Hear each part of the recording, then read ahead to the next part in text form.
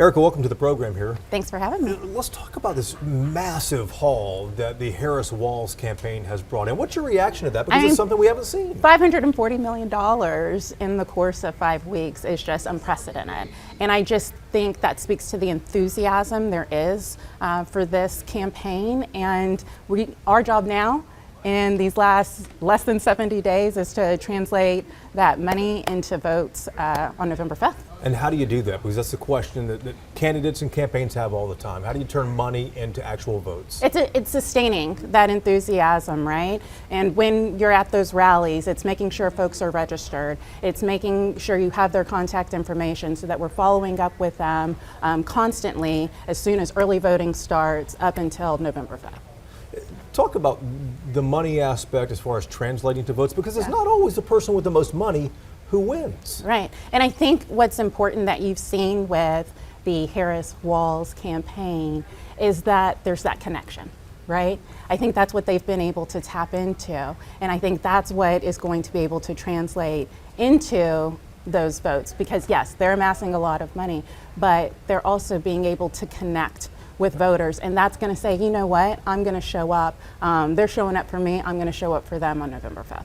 You're based in North Texas, and people know that for both parties, Texas is a political ATM. How big is Texas on the national scene as far as giving to different campaigns? Yeah, you know, I would say everybody always thinks of California, thinks of New York, but I think Texas is right up there. You know, I'm constantly fielding calls of, Erika, you know, I want to bring my candidate to Dallas. And I just think that speaks volumes about Texas really is, you know, a priority, not only for money, but you're going to see, you know, this race, the Senate race, you know, top of the ticket after Cruz and Allred. Cruz and Allred. You know, the last 2 polls that have come out, 2-point race. And I just think that speaks like, yes, we are here providing, you know, the money for campaigns, but we're also ground zero that hopefully, you know, this November, you're going to see a swing and we're going to be able to elect a statewide Democrat.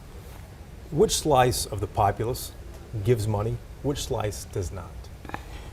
That's an interesting question. I would say that you're seeing an uptick actually in Black donors because since Obama, they've become more engaged. And I think that speaks to representation. Yeah. And I'm going to say that for 2 reasons. So representation in that I'm seeing somebody that looks like me, but also representation in people that are speaking to where I align ideologically. So I would say, obviously we can get into there's a wealth gap, so it's not as, you know, there's the parity that exists there. But I would say you're seeing an uptick in Black donations, especially now that we have Vice President Harris at the top of the ticket. Who doesn't give, though? If you don't have the resources, right, it's a lot harder to give. But is there one slice of the populace that you really like to tap into? Or? You know what? What I would really like to tap into are the younger generation. Because my thing is if you can buy a Beyonce ticket, you can buy a Taylor Swift ticket. If you can buy, you know, a Drake ticket, you can put money towards your candidate of choice. And I want people, for money, I want them to think of it as an investment. Just like you put away money for college, you put away money for retirement, you have to invest in who your electeds are because that's your future. And so, you know, that's my job of selling that to people and telling them why it's important to be engaged politically, not when, you know, my rights are being taken away, but from the beginning, you need to have that investment. Is it hard to get younger generation to send money, to Venmo it over or something? Not when there's that connection. That's what I want to keep on. Like Harris Walls right now? I don't think so at all. You're seeing when they're going to college campuses, the crowds that are amassing. I mean, people are just so excited, and that's because they're resonating with them. So I just want to say, keep doing it. You know, make TikToks about giving money because it's so cool. You are investing in your future, and that's what's going to get them over the line on November 5th. Zoom out for us and kind of walk me through this here. Okay. I know several members of Congress in Texas that are amassing large amounts of money. I look at Governor Abbott. He's in a safe seat. He can run for office as long as he wants. He has a huge amount of money.